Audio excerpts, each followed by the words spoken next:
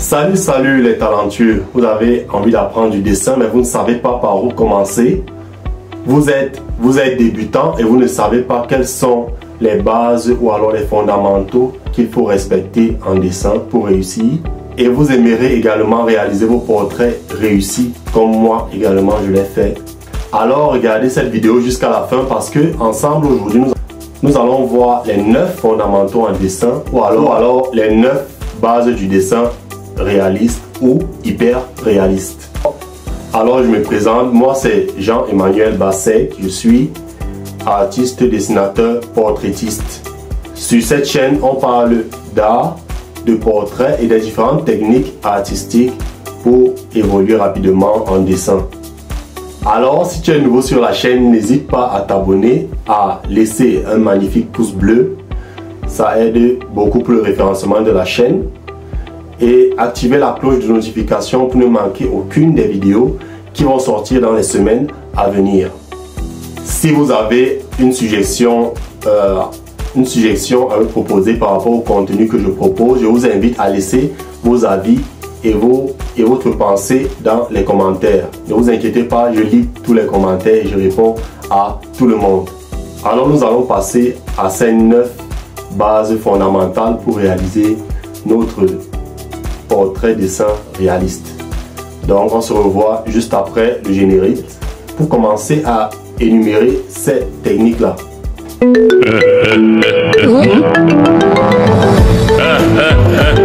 Le dessin portrait est une compétence fascinante qui allie technique, expression personnelle et observation. La première base ici est l'observation.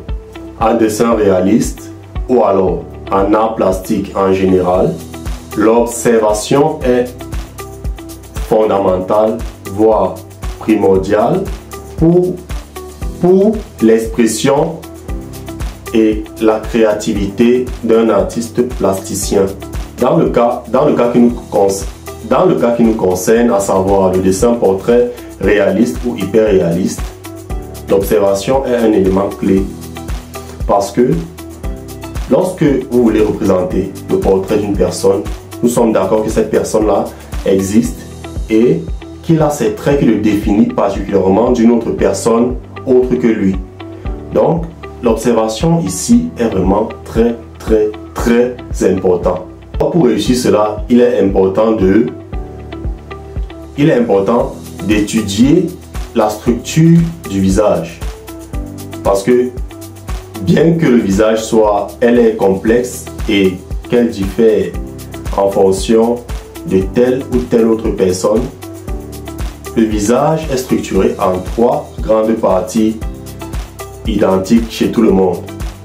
Et maintenant, la seule chose qui diffère, c'est la disposition de chacun des éléments du visage.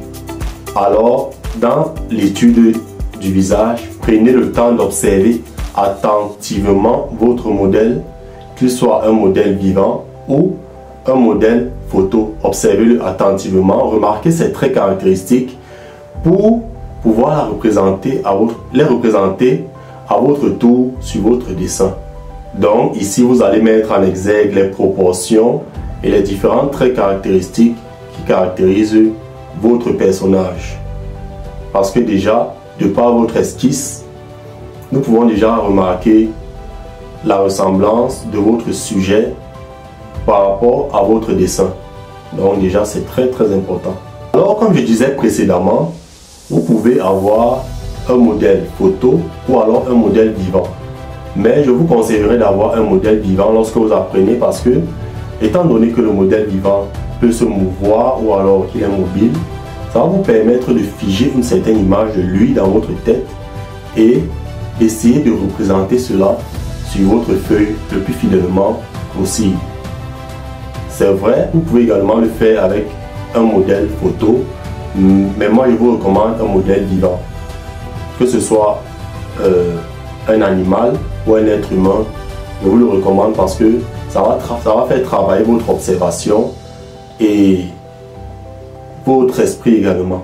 Nous allons passer à la deuxième base qui est la maîtrise des proportions du visage. Alors comme je disais précédemment, Le visage humain est divisé en 3 parties égales.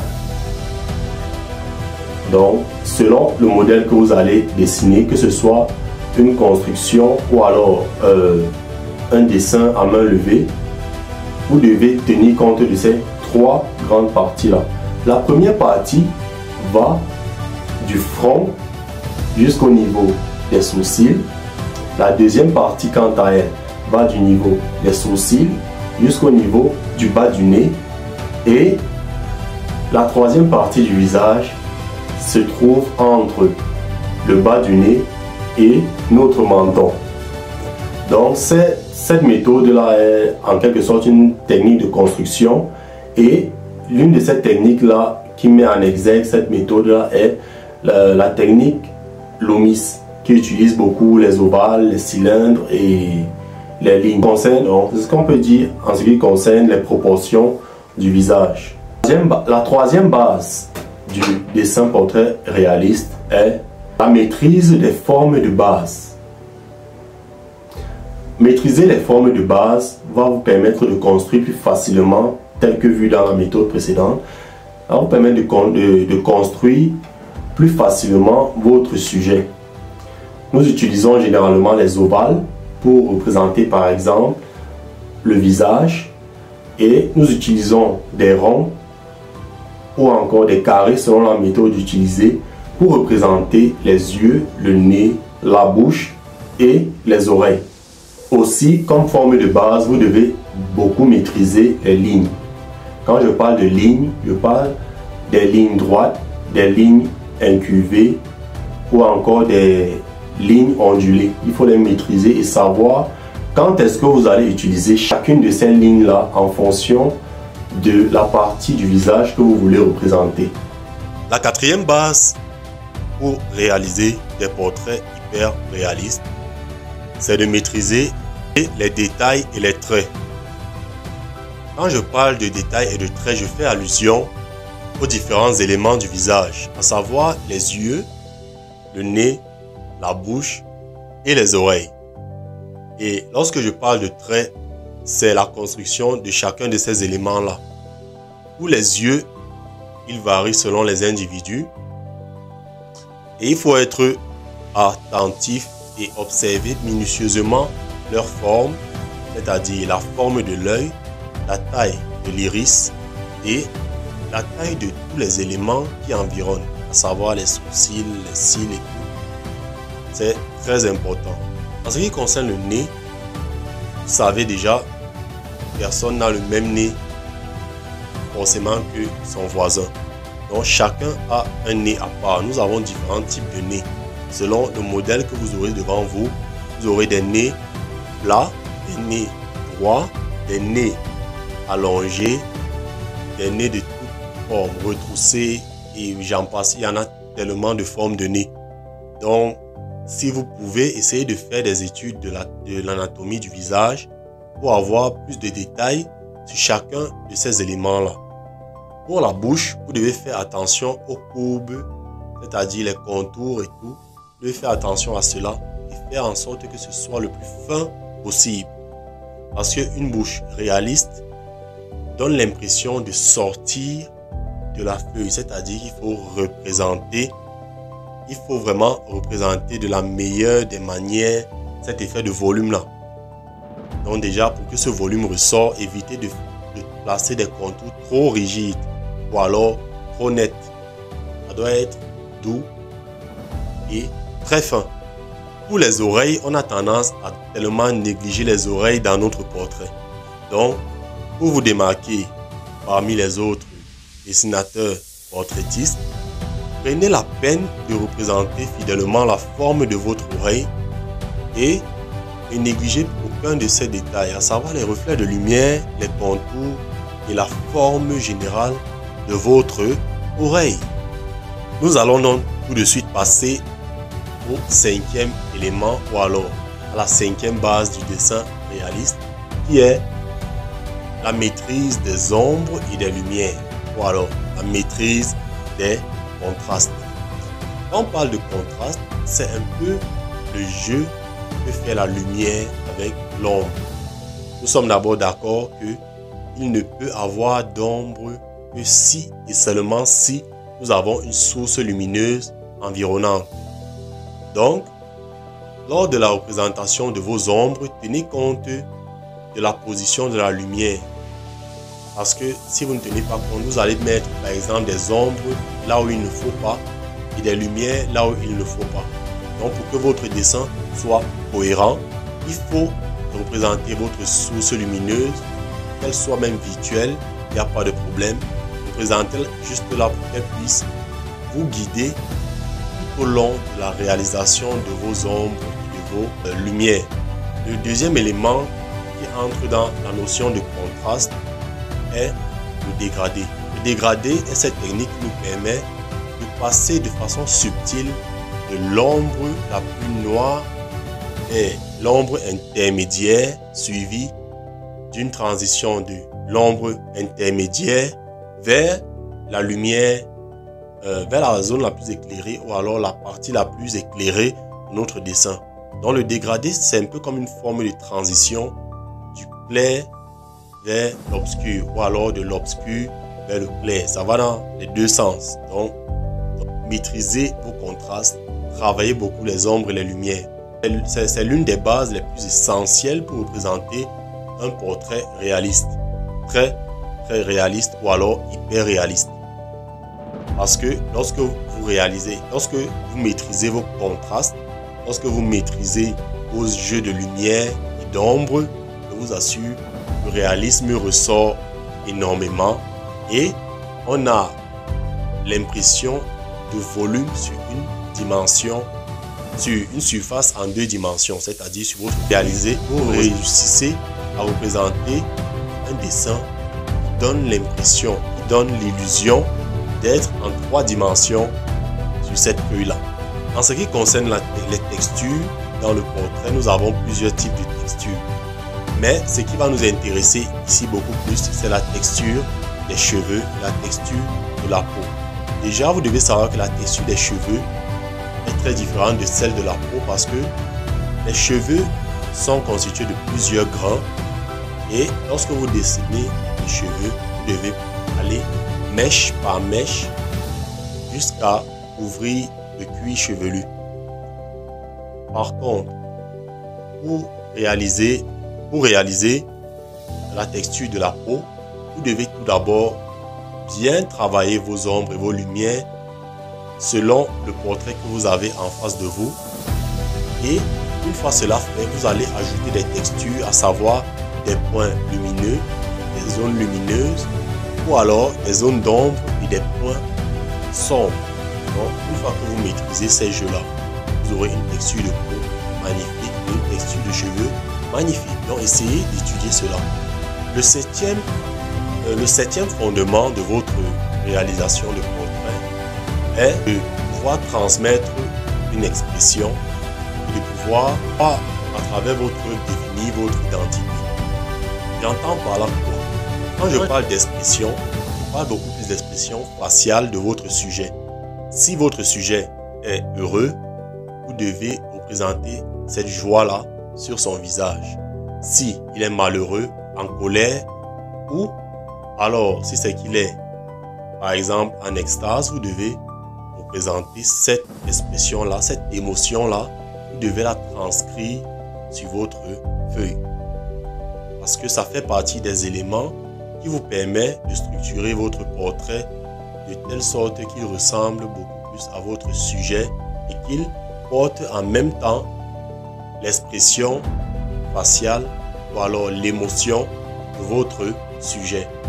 En ce qui concerne la personnalité ou alors la personnalisation, c'est votre manie à apporter votre touche personnelle à chacune de vos œuvres.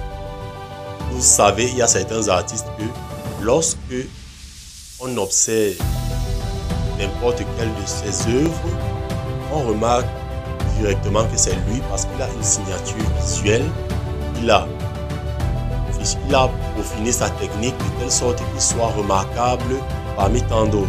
C'est ce que je vous invite à faire parce que lorsque vous le faites, non seulement votre portrait, si vous l'avez bien travaillé, il sera très réussi et on va remarquer également une touche particulière que vous avez apportée et qui vous caractérise de tous les artistes qui sont sur le marché.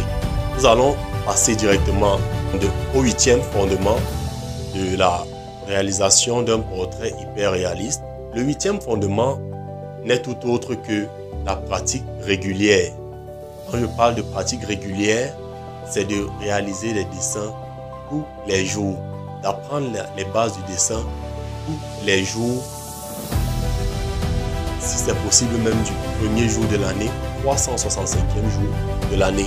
Ça va vous permettre de vous habituer aux outils de dessin, de vous habituer à certaines techniques. Vous allez même acquérir la gestuelle et les automatismes qu'il faut pour aller plus rapidement. Donc, si c'est que vous avez un travail, vous pouvez par exemple dessiner aux heures de pause. Vous pouvez dessiner lorsque vous rentrez le soir ou alors le matin avant de sortir.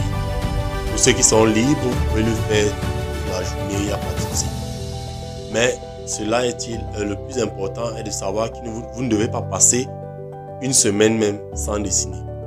Donc je vous accorde au minimum 4 jours.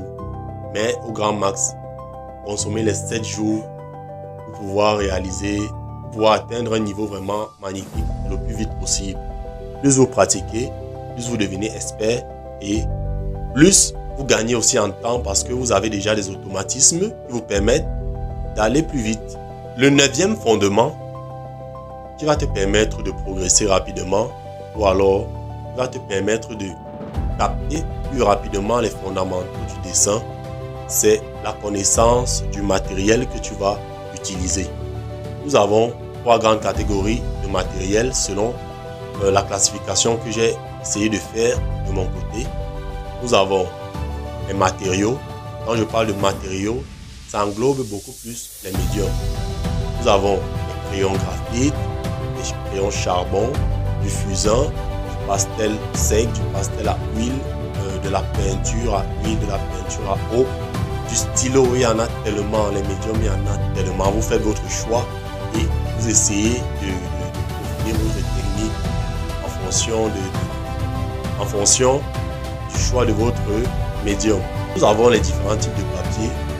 Bon, je peux les classer en 3 grandes catégories, à savoir les papiers lisses qui sont plus adaptés pour les réalisations de portraits au crayon graphique. Nous avons aussi des papiers à grains pour utiliser le fusain, le charbon ou alors les pastels. Maintenant, à défaut de cela, vous pouvez également utiliser du papier aquarelle pour les peintures à eau, pour la gouache ou alors la peinture aquarelle, ou alors vous pouvez utiliser une toile. Donc les deux, ça peut aller. Et maintenant, nous allons passer aux autres outils que j'ai globalisés dans les gommes et les outils de représentation de la lumière. Donc nous avons là la gomme ordinaire, la gomme mie de pain, la gomme perfection, la gomme électrique également. Vous pouvez ajouter à cela du stylo gel blanc ou alors un feutre gel blanc aussi, ça peut vous aider pour les hautes lumières de représentation, les hautes lumières de votre portrait. Ou alors vous pouvez utiliser du pastel blanc ou encore de la craie blanche, la craie pour tableau bien sûr. Voilà déjà en quelque sorte ce qu'il faut que vous sachiez pour pouvoir vous lancer véritablement dans le portrait réaliste ou hyper réaliste. Déjà merci d'avoir regardé la vidéo jusqu'à la fin. Laissez un pouce bleu, laissez un commentaire et n'oubliez pas, abonnez-vous, activez la cloche de notification pour ne pas manquer les prochaines vidéos. Donc nous pouvons dire en définitive que le portrait est une discipline qui nécessite énormément de temps pour la maîtriser. Donc prenez votre temps, soyez patient, pratiquez régulièrement votre portrait et vous allez voir avec le temps, ça va aller. Vous aurez de nouveaux automatismes, vous allez découvrir de nouvelles choses, de nouvelles techniques et vous allez aller même plus rapidement selon votre niveau de maîtrise. Donc, Donc, chacun des éléments que nous avons cités dans cette vidéo va faire l'objet chacun d'une vidéo dans les prochaines semaines à venir. Donc, à partir de la semaine prochaine, nous allons commencer avec l'observation, qui est le premier fondement de la réalisation d'un portrait bien réaliste. Et nous allons enchaîner de façon chronologique selon l'ordre que nous avons suivi dans cette vidéo. On se voit à la prochaine pour une prochaine vidéo. Alors, ciao les gars.